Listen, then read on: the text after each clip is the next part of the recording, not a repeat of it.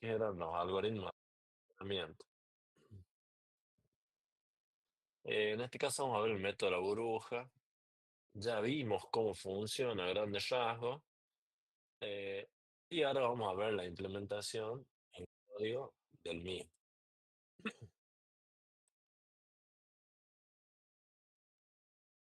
Y después creo que ahí ya estuvieron viendo con Eduardo los conceptos de funciones. Y bueno, vamos a hacer alguna práctica ya sobre eso directamente. Bien, hoy les comparto.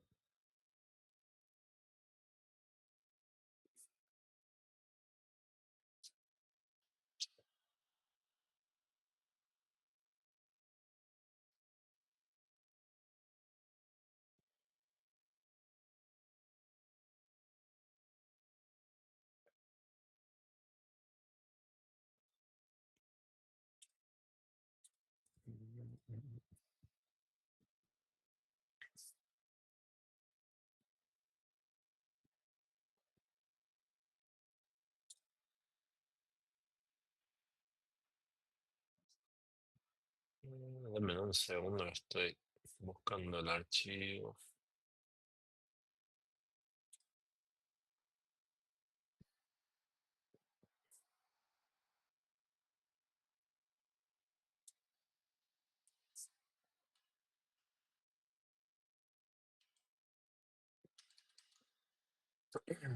Bien, si no lo vamos a armar acá.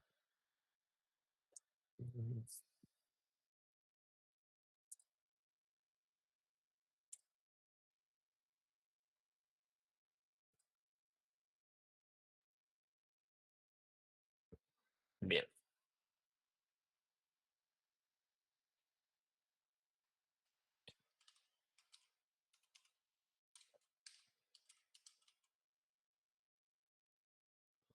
Mm,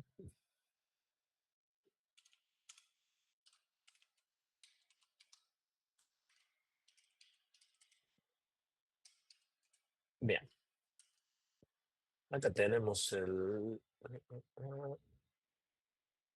el método implementado con una función,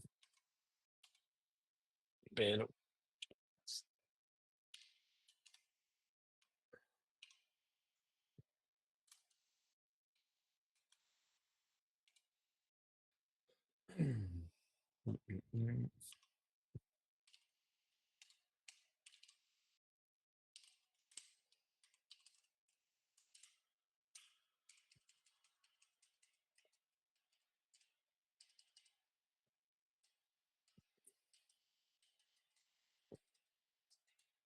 bien, bien. ¿Qué hemos dicho? ¿Para qué nos servía estos algoritmos de ordenamiento? ¿Cuál era el objetivo de ellos?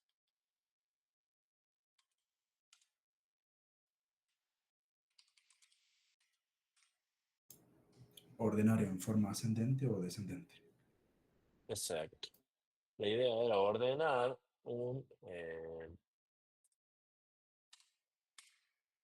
una estructura de datos en este caso. En este caso vamos a definir eh, esta estructura donde vamos a tener 3, 5, 10, 1, 3 y 5 y 7 vamos a poner.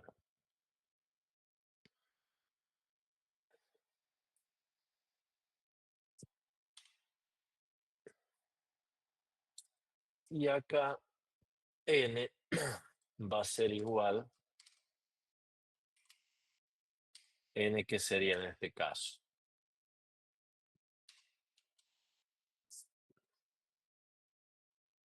La dimensión.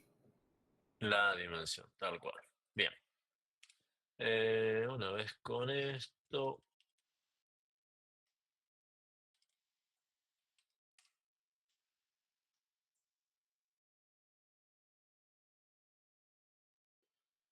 mm,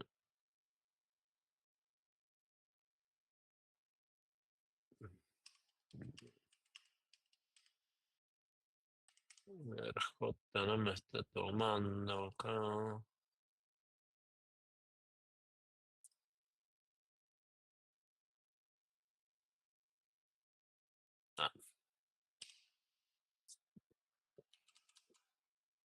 Ah,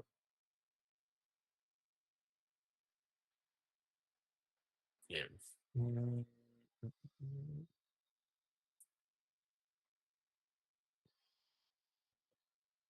A ver, vamos a ir al ejemplo que teníamos aquí.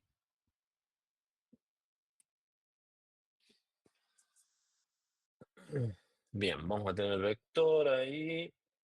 Tenemos la lista de, o el conjunto de números, que de alguna manera eso no estaba acá, entonces esto me queda así, y ahí está. Mm, Bien, en este caso estamos definiendo en primera instancia una estructura de datos, más específicamente un vector, con ya los valores predefinidos de alguna manera. Entonces, lo que va a hacer este algoritmo es aplicar el método de la burbuja. Si hicieron el trabajo práctico, más o menos deberían entender qué es lo que, en qué consiste el método de la burbuja. Si no, en la clase pasada también lo vimos. Igual ahora lo vamos a refrescar un poquito. Donde básicamente va a ir comparando los números posición por posición. La idea es que, terminado de aplicar este algoritmo, tengamos un array ordenado, digamos. Entonces, vamos a venir acá, vamos a darle for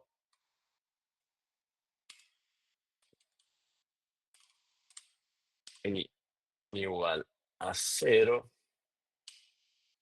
y menor que n y más. Y acá voy a imprimir cada uno de los números, ¿no? Cada una de las posiciones del array en realidad. Eh,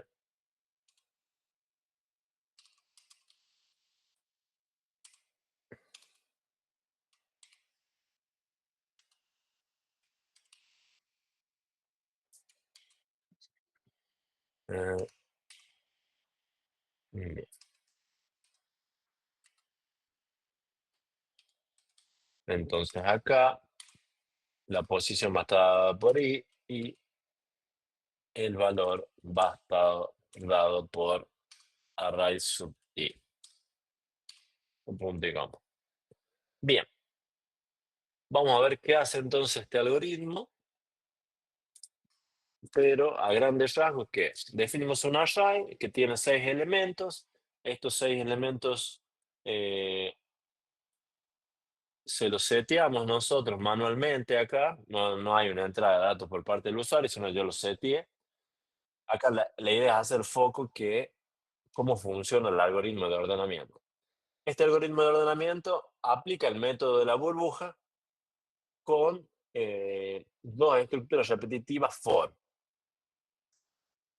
y de ahí va iterando. Cuando encuentra una posición que es mayor a otra, hace el swap que veíamos en la PPT de la clase pasada. Ese swap se refiere al intercambio de si el valor de una posición inferior es mayor a la otra, si estamos ordenando de manera ascendente, hace ese cambio. Bueno, vamos a ver qué pasa con esto, o si necesita alguna ajuste. Eh, Bien, vamos a compilar.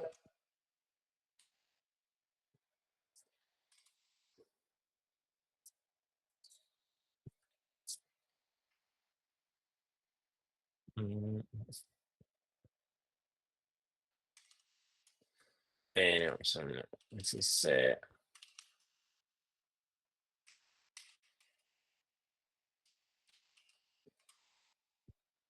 y vamos a ejecutar el resultado. Bien, y ahí vemos que mi vector inicialmente, si queremos lo podríamos imprimir a esto, como para tener los dos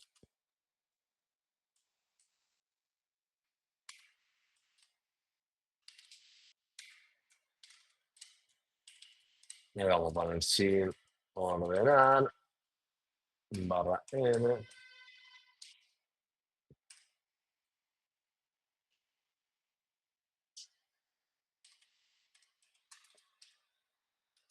y acá vamos a poner ordenar. Y bueno, bien, vamos a ejecutar de nuevo. Recuerden que cada vez que hacen un cambio hay que compilar nuevamente. Compilamos y ejecutamos. Bien. Entonces acá tenemos el array sin ordenar y luego de aplicar el método, donde ya tenemos el array ordenado, me queda de esta manera. Bien. Y en pocas palabras, esto es lo que este método de aplicación acá lo que hace es comparar. Si ustedes observan, en esta estructura is que está dentro de las dos estructuras repetitivas, es si array sub j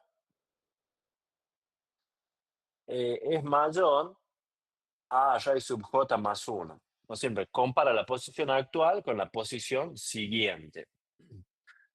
Si observan, ese j, que es el segundo array, va hasta n menos uno. ¿Por qué? Porque cuando llega el último elemento, no va a tener otro con el cual comparar. Entonces siempre llega hasta el anteúltimo. Y de ahí pasa que si esa condición se cumple,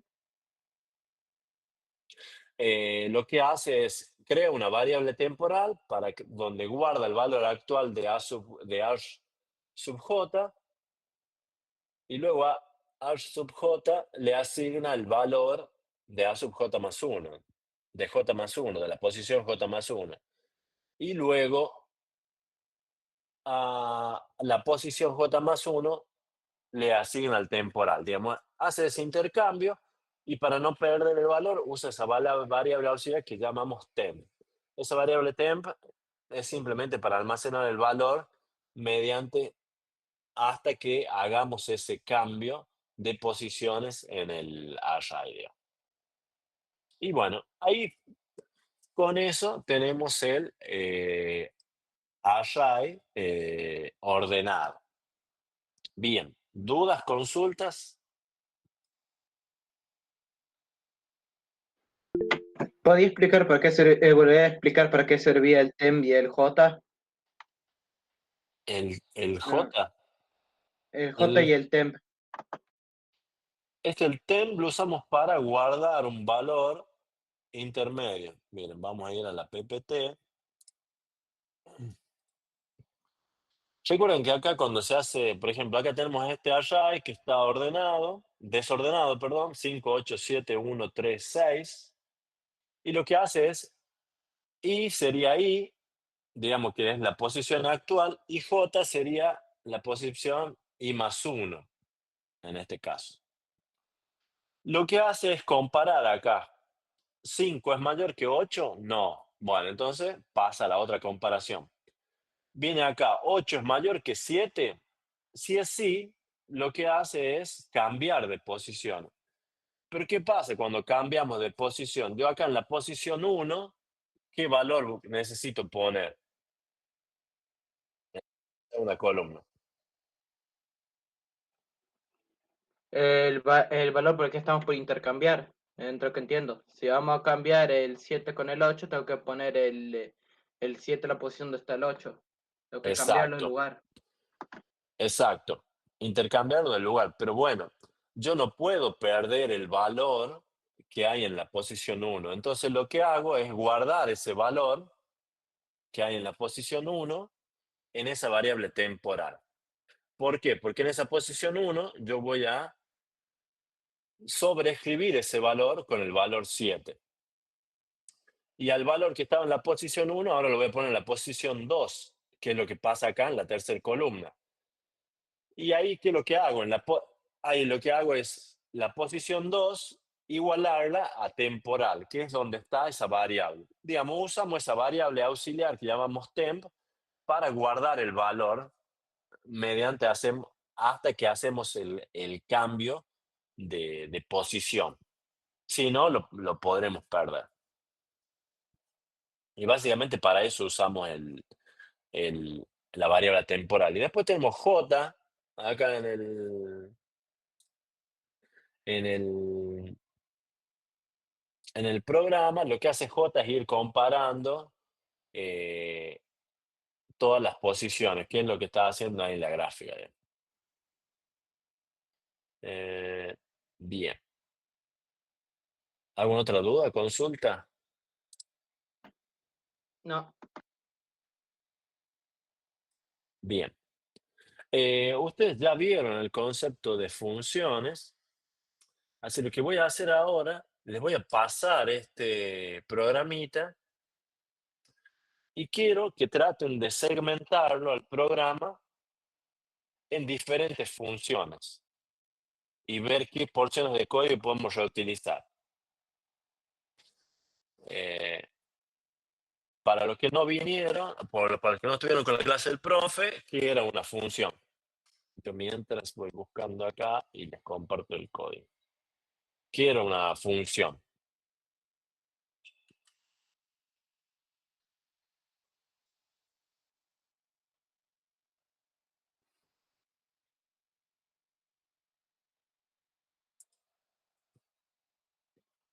No se pelea. no creo que sea el mismo concepto matemático, ¿no? O sí, se usa el mismo. Una función es donde se guarda, por ejemplo, una porción de código para poder ser utilizada cuando se necesite. Más o menos. Más o menos. ¿Algún otro?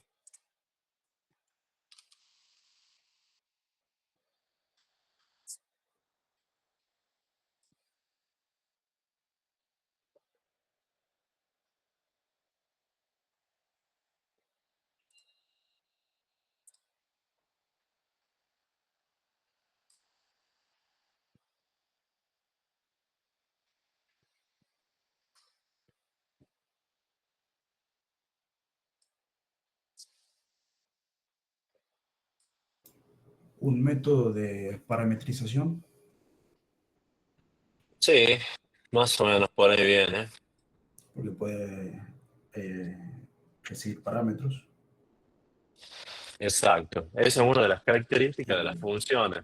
puede ser llamada en cualquier secuencia del código. Sí. Y gracias a eso, bueno, se apoya en el principio de la modularización. Sí, un poco la idea es reutilizar código que yo necesito eh, ejecutar varias veces. Claro. Y que ahí, como dijo el compañero, las funciones pueden recibir parámetros y además de recibir parámetros, pueden devolver valores. Cuando vamos al, al concepto de funciones dentro del C, tenemos como tres instancias que seguramente las vieron con el profe. Primero está la definición de prototipos, luego el llamado propiamente dicho a la función dentro de la función principal y por tercero y último, la definición de la función es qué va a hacer la función y cómo es la implementación de eso. Eh, si vamos un poquito acá a la práctica,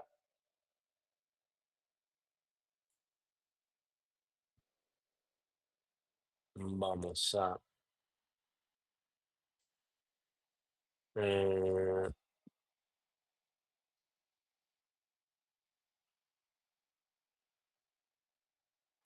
vamos a hacer un pequeño programita como para que tengan de ejemplo y ustedes puedan resolver el problema ese que les pasa.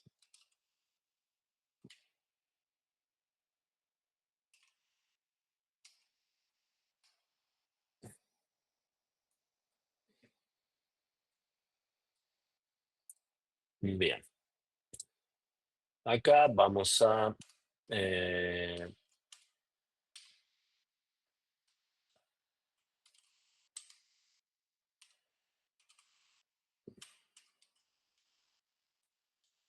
vamos a crear este programita, vamos a hacer la función principal. eh, Y vamos a hacer acá return 0. Y yo acá voy a, en la parte de la cabecera o de las definiciones, vamos a hacer todo lo que se denomina prototipo de funciones, que no es más que la cabecera de lo que voy a llamar, digamos. Acá vamos a poner int suma, int a, int b. Y acá le damos punto y coma. ¿Y qué sería eso, básicamente? Y esos son los parámetros. Son datos ¿De qué? que va a recibir, en este caso son 2 enteros, que obviamente hay que dárselos después, pero recibe dos enteros. Sí, es una función que recibe 2 números enteros como parámetros, pero además devuelve un entero. ¿Cómo Claro, sé eso? Porque antes del nombre tengo la palabrita reservada int, y eso indica que va a devolver un entero. Un entero. Eh, y después, esto vendría a ser lo que llamamos el prototipo de la función. Acá puedo tener una o más. Yo puedo tener otra que se llame int resta y que tenga la misma estructura y que haga una resta, digamos. La idea del nombre es que sea descriptivo también. Yo acá lo que voy a hacer es, voy a crear una variable que sea resultado y voy a hacer lo que denominamos llamado a la función. ¿Y cómo llamamos una función? Y como lo llamarían a cualquiera de ustedes, por su nombre. Entonces vamos a poner acá suma. Si usted abre en paréntesis, acá ya el IDE les indica que esta función suma está esperando dos parámetros. Entonces voy a poner acá 2,13. En este caso yo le estoy pasando 2 números, pueden ser 2 variables también. Mientras sean enteros, lo único que le importa a la función es que sean enteros. Yo podría crear 2 variables y pasar las variables directamente. ¿Y qué creen que va a devolver esto? Hago printf acá. Yo sé que va a devolver un entero porque por definición es como está. Entonces pongo acá %d y voy a imprimir lo que tenga el resultado.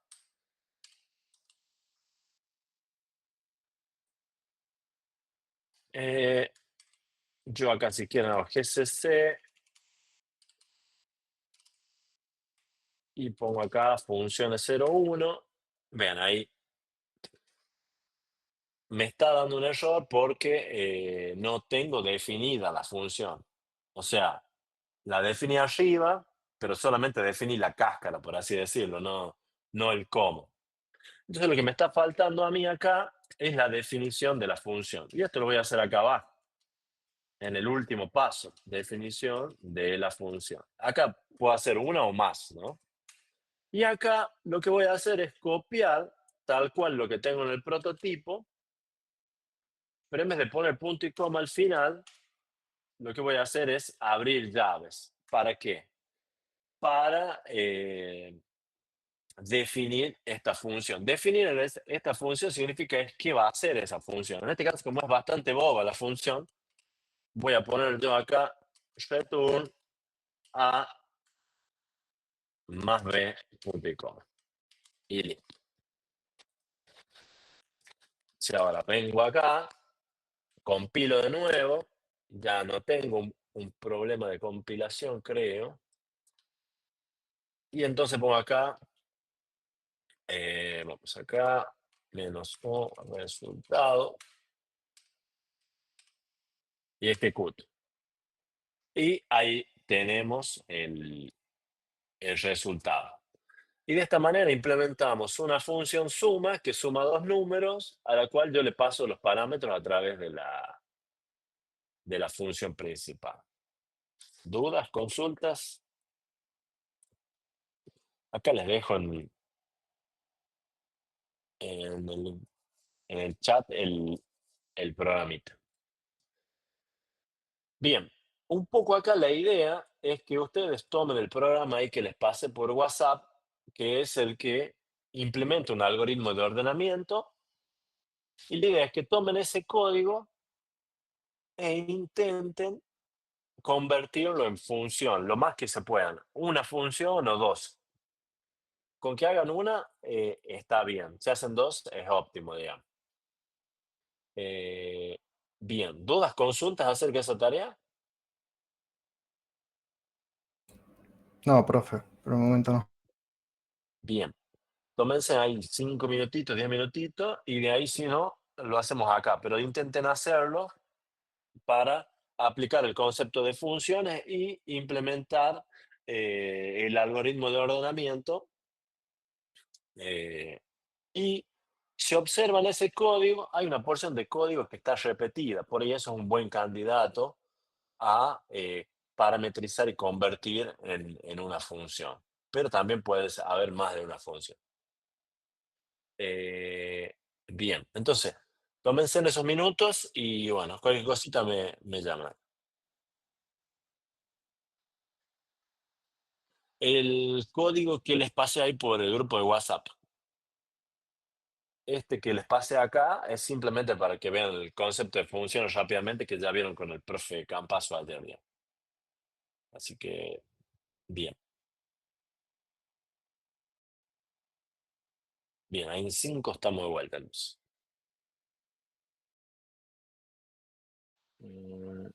Ahí le pasamos con Iván. Bien. Bien. Ahí tenemos. Ahí pasó otro, Valentín. Bien.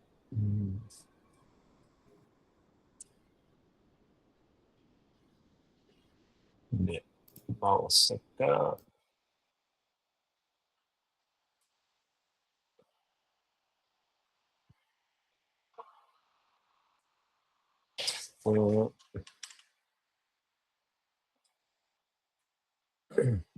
Bien.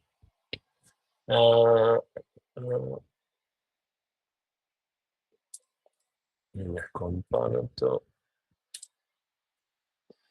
Bien. Bueno, y tomé uno de los chicos. Acá funciones 02. Bien. Bien.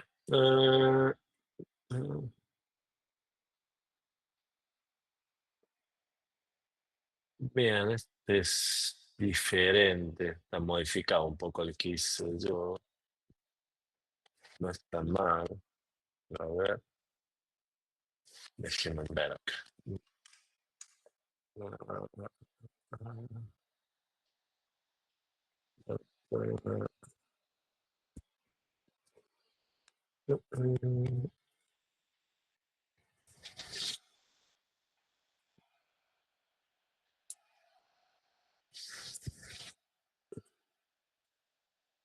Bien.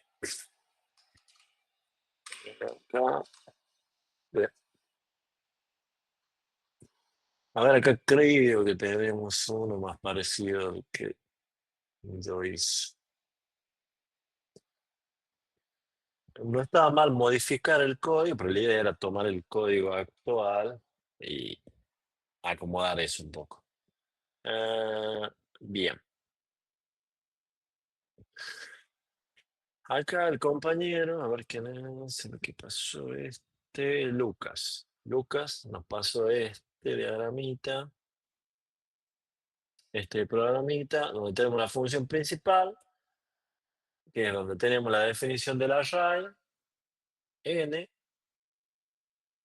y de ahí lo que hizo el compañero es crear dos funciones.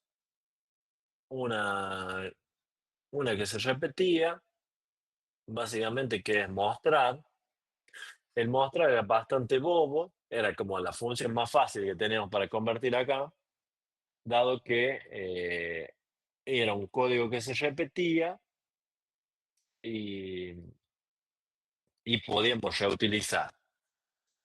Y acá, ¿qué parámetros le puso mi compañero?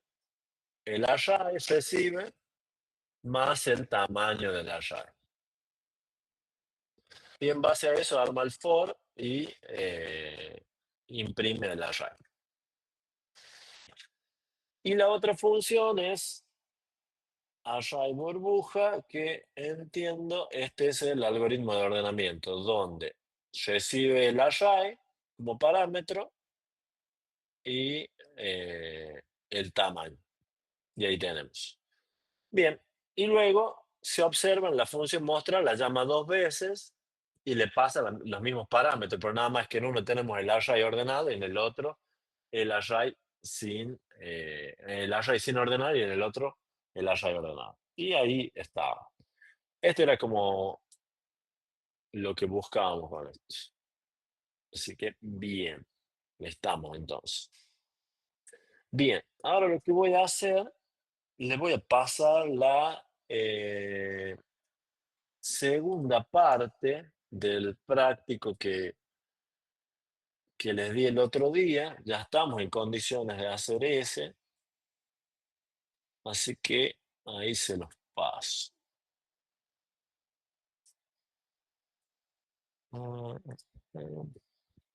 ¿Dudas, consultas mientras?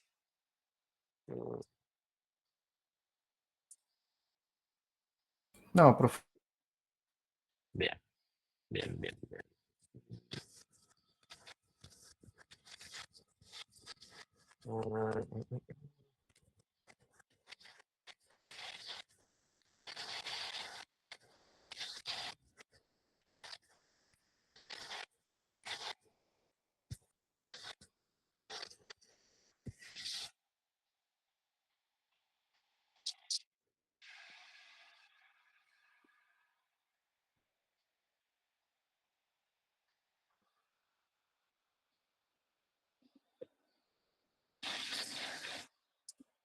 Bien, en realidad les voy a pasar el trabajo 2 y 3, creo, porque el 3 también ya estamos en condiciones de hacerlo. No van a ser los dos para entregar en la misma semana, así que no se preocupen. Muy bien.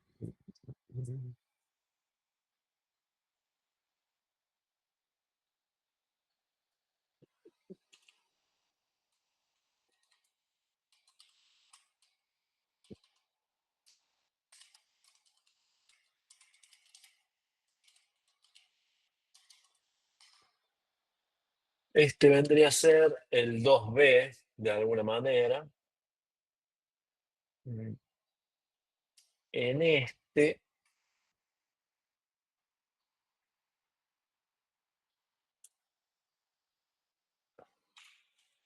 no tienen para aplicar función, o sea, los enunciados no le piden.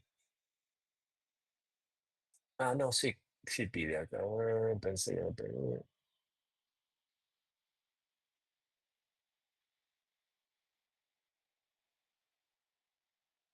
Bien. Bien, ahí se los paso de grupo. Después les voy a pasar el, el link de la aula para que lo suban. Bien, ese es el número 2B. Y ahora vamos a buscar el 3, que creo que también ya están en condiciones de hacerlo. Si no, vamos a ver acá qué les está faltando para esto.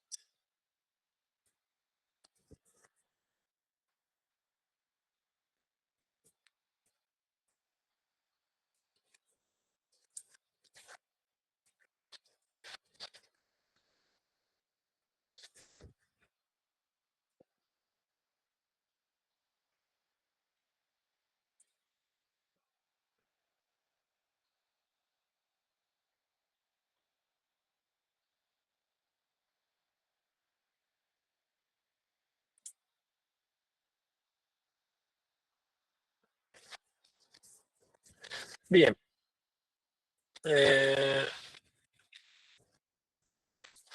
hay algo que no vimos, vimos, pero cuando hablábamos de array, eh, los array pueden ser n dimensionales. Nosotros estuvimos viendo hasta el momento arrays de una sola dimensión. Yo acá les voy a pasar el práctico número 3. Después les digo cuándo lo van a tener que entregar. Eh, la idea es aplicar los conceptos de funciones también en este práctico, pero van a observar que este práctico eh, les pide que incluyan el concepto de matrices o matriz. Y ahora vamos a repasar un poquito qué es una matriz, pero básicamente es un array n-dimensional, digamos. En este caso, las matrices tienen una dimensión de 2, de n por m hablábamos. Cuando hablábamos de array unidimensionales, nos referíamos a un array que tiene n cantidad de elementos. En este caso, cuando hablamos de matrices, nos referimos a este tipo de datos, pero en que tiene hablamos que una matriz es un array que tiene dos dimensiones, n y m, donde n indica la cantidad de filas y m la cantidad de columnas, digamos, que va a tener esa matriz. Vamos a ver si... Deme un segundo, que busco la pizarra. Así vemos rápidamente eso, que no es más que nada que llevar el concepto de array a otra dimensión, en este caso a 2 dimensiones. Y de ahí todos los otros conceptos se aplican de igual manera. Van a ver que únicamente cambia la forma de cargar y por ahí los ejercicios suelen ser un poco más complejos porque ya tenemos que dominar 2 dimensiones. Ahí denme un segundo.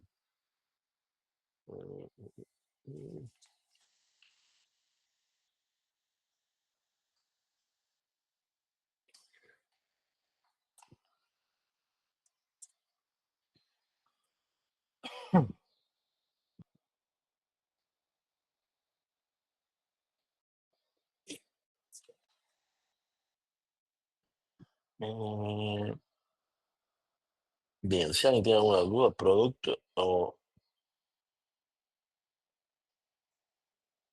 me dice.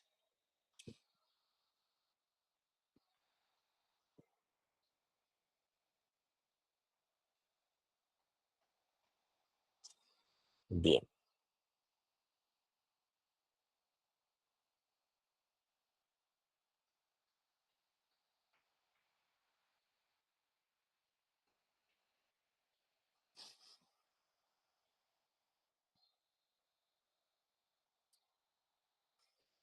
bien.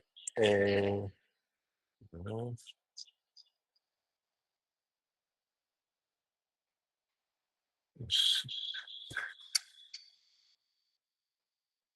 bien, ahí está.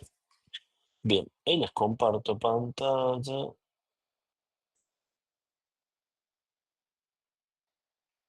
Bien, y acá vamos a ver el concepto de matriz. Cuando hablamos de arrays unidimensionales, por lo general, arrays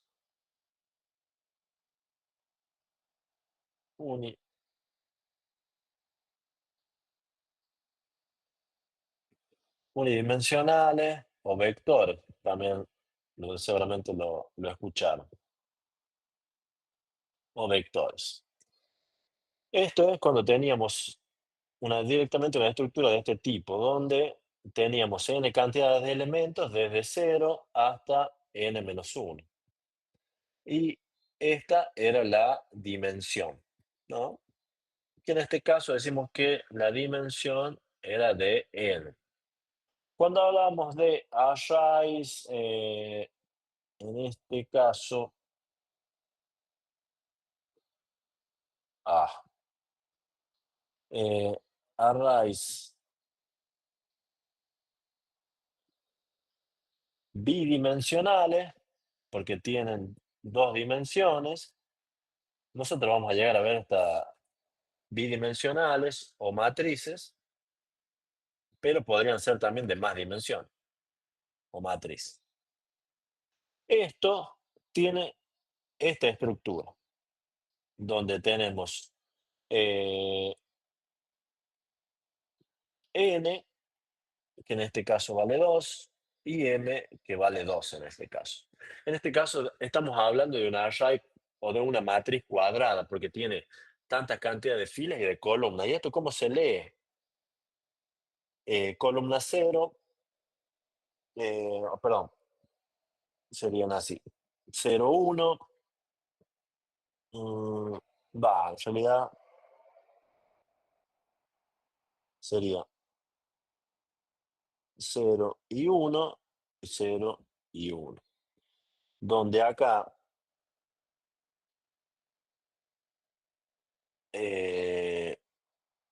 tenemos n por m, digamos. Y acá tenemos los valores, por ejemplo, 10, 20, 30 y 1. Si yo quiero saber la dimensión de esta matriz también va a tener un nombre. Supongamos que esta matriz se va a llamar mat acá. ¿Cómo la definimos?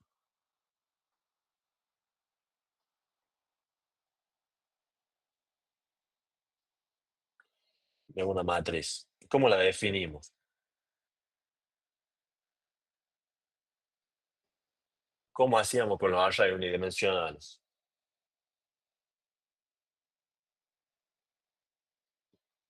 Con el nombre y los corchetes. Con corchetes, sí. Bien, el nombre sería mat. En este caso, primero siempre el tipo, recuerden, mat. Y acá, ¿cómo quedaría?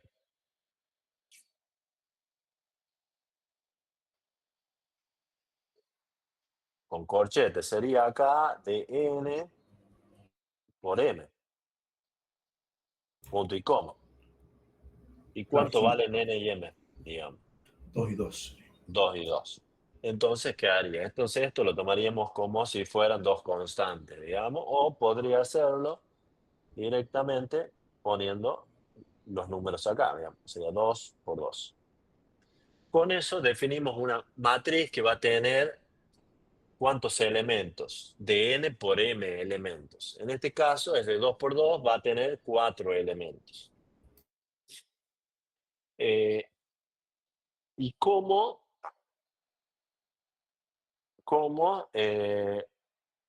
seteo un valor, digamos, en la matriz, en alguna posición de la matriz?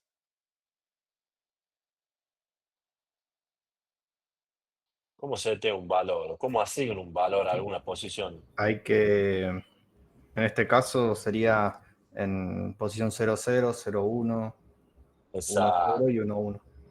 O sea, teniendo en cuenta siempre la fila y la columna. Claro. exacto, yo tengo que ir a poner acá mat, en este caso abro colchete, 0, 0, sería ¿cuál posición dentro de esta matriz? La 0, 0. Fila 0, columna 0. Sería esta. Digamos, ¿dónde se encuentra la posición? El 10. Y acá le pongo 100. Y lo que pasa acá es que la matriz ya deja de valer 10 y toma el valor de 100. Después, si quiero tomar la otra posición, 0, 1 y le pongo 200, ¿no? Es muy parecido a un mapa de Carnap. Sí, parecido, Es similar. parecido. Bueno, y así sucesivamente por cada una de las posiciones. Bien, esto es como seteo un valor. Pero ahora si tendría que cargar igualmente como hacíamos con los vectores, siempre que tenemos un número finito y pequeño, es bastante fácil, digamos, cargarlo así de esta manera, uno por uno. Pero ¿qué pasa cuando yo tengo n elementos o 100 elementos, una matriz de 30 por 30. Tener que hacer esto es bastante complejo. Complejo se puede hacer, pero tengo que empezar a definir línea por línea y poner las 100 posiciones que tenga. Entonces, cuando teníamos tareas de ese tipo, que era lo más normal que íbamos a tender a usar, Un for. una estructura repetitiva. ¿Qué pasa? Acá tenemos que recorrer tanto filas como columnas. Entonces, aquí, por lo general, para facilitar eso, vamos a definir lo que vamos a llamar una función de carga. Puede ser una función de carga o simplemente vamos a crear un programa bastante bobo que va a tener un include acá, stdio.h,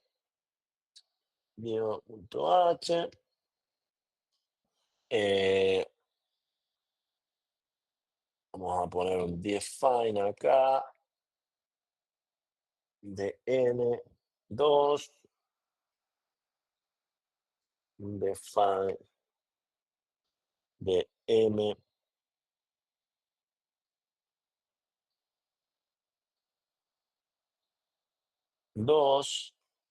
y vamos a definir la función principal. Abro llaves, pongo acá.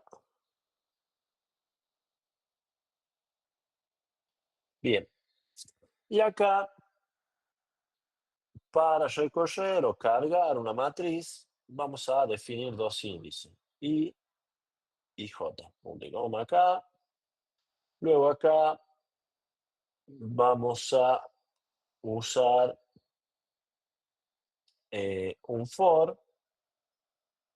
Puede ser un for, un while o la estructura que quieran. Yo lo uso el for porque es más sencillo, digamos, simplemente.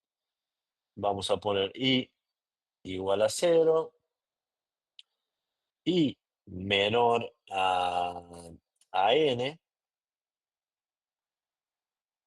no, a m,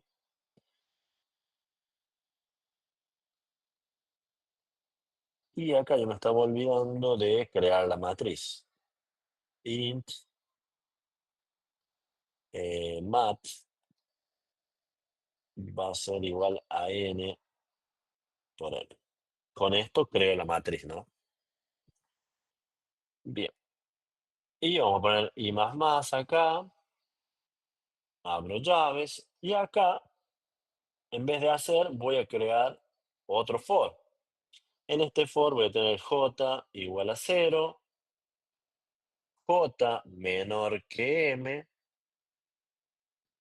y j más, el incremento. Y acá armo, abro la definición de esto. En este caso voy a poner acá un printf,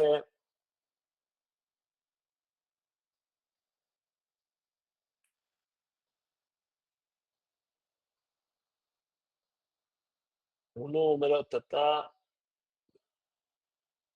y luego acá va a ir un scanf, donde voy a tener acá %d, y acá vamos a tener maths de i por j, digamos, que serían los que van a ir recorriendo la matriz. Bien, de esta manera voy a cargar mi matriz de n por n. Y ahí tenemos un programa para cargar una matriz, en este caso de n por n. De n por n, en realidad podría ser acá directamente m, como si es una matriz cuadrada, no necesita ser m, digamos. Bien, ¿dudas, consultas?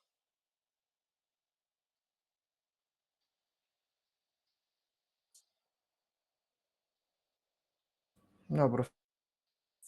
Bien, No, profe, por el momento. bien, bien, bien, bien.